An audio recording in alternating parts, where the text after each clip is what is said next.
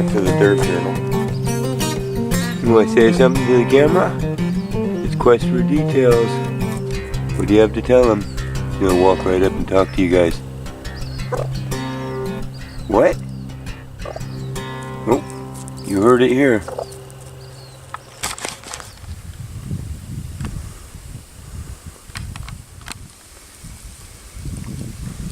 A little view of what we're doing today. It's early spring, but we're getting a jump on it. So we're going around. These are some trees that died. They got boar beetle in them, which is going around like a plague out here in the west. They're about that size, so we got to replace them. So we got the new holes dug. This is the irrigation that I put in. Some of the first Dirt Journal videos are on the building of this place. And we had a big fire out here. You can see that's what the hills look like. So our tallest trees are nothing but skeletons now. And all the way around in this big old huge valley. So we're kind of like the little green farm. And what we did was today we're going around turning. You see, this is, let me show you an example of uncut here. Off here in the distance, you can see when they come back from their stumps, this is a bay tree, and it's got about 60 shoots growing up there. So we're leaving about 3 of them. What that'll do is divert all of the energy from the whole adult tree that was there. Its root stock is still left, so all that energy is still there, and it'll regrow a full-size tree very quickly, especially if you focus it by pruning. So that's what we've done. We're trying to make this into like a little parkland down to the creek here. Got a lot of things going on with water, diverting the water off of the shore to try with willows and stuff to try and save it. This is the wood chips that we laid down in mass here. So we got a dirt waiver from the county, which, you know, in our county they carry them with them, and they brought it here and dropped it off for us in loads. And I think that they'll probably do it again with the fires that have gone on if you're in a fire area. I wanted to show you what it looks like. One of the key things you should notice here is that this grass used to come all the way across, and now that it's bark, you have very little regrowth. The green that you see out there is poppies, so this creates a really large fire break, is one of the things that it does. Also, instead of you know, you're holding the carbon down here and it's going to probably turn into dirt, become usable, be grabbed up by a plant, held as carbon even longer in plant form, and not released as into gas, you know. So that's a really awesome thing. So here, let me give you a close-up. This is like our little mycelium dig here. These are little fungus that are connected across the whole thing. But you can see it also acts as a sponge. So you just cannot dry stuff out in the summer out here. Let's go down. It's pretty deep. And then this stuff was good stuff because, of course, it was all burnt. So it's like all biochar mixed in here. Just charcoal, which feeds phosphorus, nitrogen, and potassium. Here's a shot of the threads, the networking of fungus that goes all through everything. And you can see that this has become like cork, and it's totally inoculated, this entire place. And there's some interesting videos that you should watch on it, how what gets sent through this network from the larger plants, what passes through it, and you know, this is what feeds, this is what the plants hook up to that feeds them, and they're actually eating the little chunks of wood. I just think it's fascinating because you can see them at work when you actually pay attention. You can see the little white threads of fungus down on there, and they're actually doing all the devouring. They can cover so much more area than a plant could, spending its energy growing cells to forage for the nutrients. These guys eat it, and they can connect into it like a web and just absorb nutrients from wherever the fungus are. And there are the largest living organisms on Earth, the connected funguses in certain forests up north. So that's what we did with the bark. If you look up here on the hill, we're taking these large pine trees. We'll leave their bodies where they fall until we have bigger manpower, just on a good angle like that. Anything to stop dirt from moving downhill. Taking their finer body parts and laying them sideways and putting all the fine branches behind them right on the edges where you have heavy erosion, and now turn into a little compost pile there and deep dirt. And yeah, so we still have all these trees to go through up here. So wish us luck. Working on it. Just wanted to show you what we're up to. The garden is still fallow for now. We got plastic down so we don't have to deal with weeds on the fallow earth. And the orchard is all ready for spring. So just getting our bare roots in and getting a jump on it. Probably irrigation next and fires.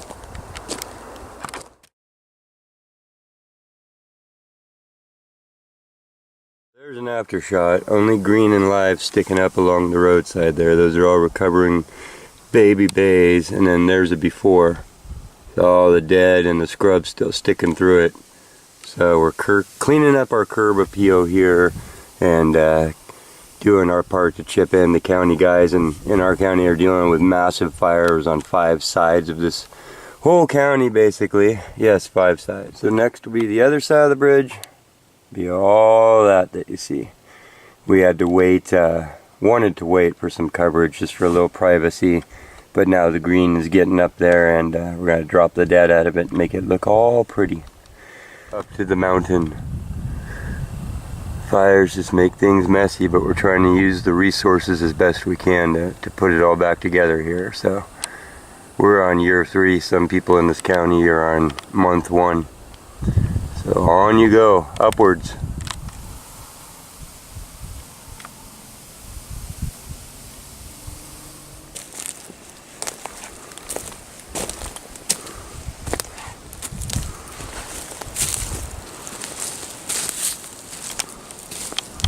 Apologize for the wind today. I'll try and keep you out of it. On top of the bark, you can see these are all California poppies, and that's all there is. So you want to stay on top of your cycles. If we let grass and other non-desirables come up on top of this bark and sprout and spread their seeds, then we'd never be rid of them again. As it is, we've put so many inches of stuff down that we use it as an effective weed blanket, and now we're only letting the desirables come back and reseed, and it's really important. This one little grass here will make 10,000 seeds, no joke, and you'll be infested. So you just need to get this 1 or 2 that are coming up and stay on top of it and get them before they go to seed. And that's what people are talking about when they're talking about catching them in their cycle. If you come back and cut this after it's dead and throw its seeds everywhere, it was a waste of time. Up here, gone through and used my blower to de-duff stuff, to get the dead leaves out of stuff, to get sunshine on soil. And these infestations that you see, these are what we want. So look at what it actually is. We've let narcissus go crazy and daffodils. These are all poppies that you see. Okay, we have a little wild calendula coming in here. It's all poppies spreading around. So you have 90% poppies, and you're going to walk around and pull a few things that are out. Inside the animal enclosures is all stuff that we're not worried about. That's what the animals will eat up here on the slopes in each of these corrals and the squares. And even this, if it got out of control, is designed so we can let the animals in here. So all the posts are on the inside so they don't eat them.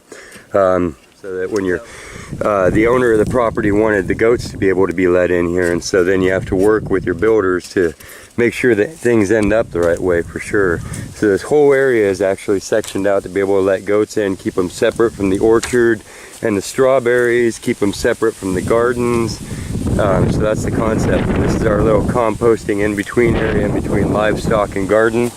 Keep everything close to each other so you can just go boom, boom, boom, you know, move stuff back and forth between animals and plants. In here, we get so frosted. These are in the first Dirt Journal videos. You'll see the building of all this. This is some of the first turrets that I built on this property.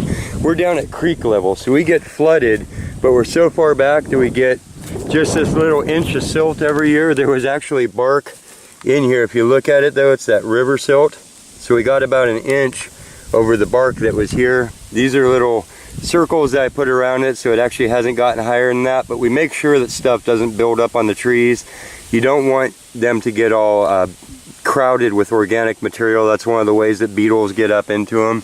So we keep them back. You can see that there's actually beetles inside this tree. They're everywhere out. When you're in the wild, it's just like anything else, livestock or anything, you get attacked more because you're out in the wild and there's more wild to attack you. But the woodpeckers are coming along here and getting them out, and this thing's growing like mad, so it'll be able to keep putting new Cambrian layers out and more pith, probably, hopefully, ahead of the beetles. And As we're pruning them, of course, every cut we're going to put tar on so that they don't go through those wounds. We put white paint. You can see it fading out here, but that's to save us from sun scorch, which would open wounds, and just give it another layer of protection. But it's basically for sun protection that you put the white on, but that leads to insect infestation if you get damage from the sun. So that's how that plays together. And all your end cuts, of course. So waking all this up, we got our grapevines trained around the edge. Decided not to grow them on the fence. She wanted them separate, so they're on their own wire here. And this is one running into the other. And they run down as a border to maximize space. There's the wilds. We have instant zone 5 right there. It's a creek. Fills with butterflies and stuff. We have all this coming back. Here's the original turrets. They're kind of grown in, but it looks good. Strawberries up above. Did this out of rock so it can't wash away no matter what. Knock on rock. And here's the strawberry beds that we've de-duffed. So you can see there's the basic clumps, and now after you've broken up a lot of the dead material, these are runner plants, so they want to have that perfect, not too deep but deep enough. Now we'll bring in compost and top dress this. So not to mulch anything out and kill it, but super thin. So top dressing instead of mulching, that's the difference between the two. And we'll just kind of scatter it in there and then blow it back off here. And anything acidic was good for berries. So this is where you can bring in your more acidic compost if you know you have it. And just bring it back to the top of the stones. Figs, everybody waking up. These things that we're leaving, these are another type of Clarkia. So they're a wildflower that comes from the wild, that because we're taking out all the non-desirables and letting them come in, they're helping us make this just a huge rainbow of stuff, which is in the other videos. But that's what we're doing. That's the dirt journal. This is the orchard at Crescent Farms again this year. This is what it looks like. Plastic still down, trees dropping. Now we're gonna go saw a whole bunch. But yeah, it's doing some delicate stuff. So wanted to show you that. It's off and running. This is right. As you pull in the driveway, we've been building these beds. There's logs laid down. Those are all flowers, logs, fence. Flowers on the outside, a row of trees going in. That's what these dirt piles are for. We're going to do crepe myrtle. So they'll be pink flushing out. These are all, we're early spring. It's the beginning of February. But right here, in the main entranceway, big old willow. Huge willow. So there's no weeping willow out here. You can see what it looks like. We're going to put this puppy on water, but it's at a grade where it'll actually hit the creek water after a little while. Wherever you dig down, the old timer that lived here had pushed this flat out and brought sand and gravel up, so it's really good soil. I'm spoiled here. And then the water table, of course, is straight across. So this is the before shot. This right now is just a little ranch cut to get through a fence to go out into these upper pastures here. But it's going to get a rock wall coming down this way, big huge turret, and a weeping willow dropped into it. And you can imagine that'll make this place boom. And in summer you'll have the shade and the picnic table at the head of the garden. And yeah, I always invite you to go back and look at the stages of this place. The first few dirt journal videos were here. And you can see the fire destruction and all that. And how far we have come.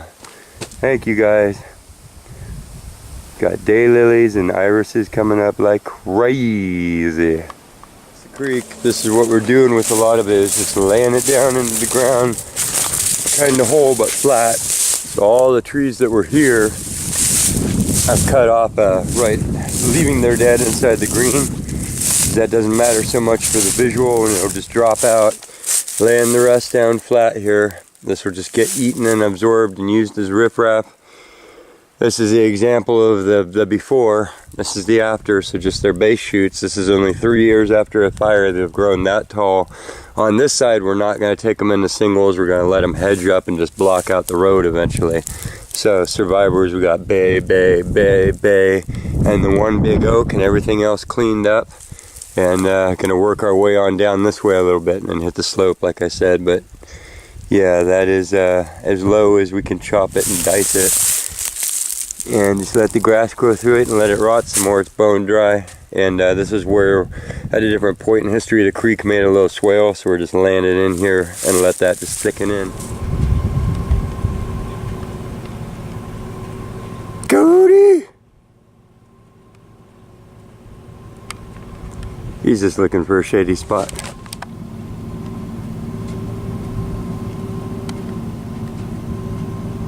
I am with you, my friend.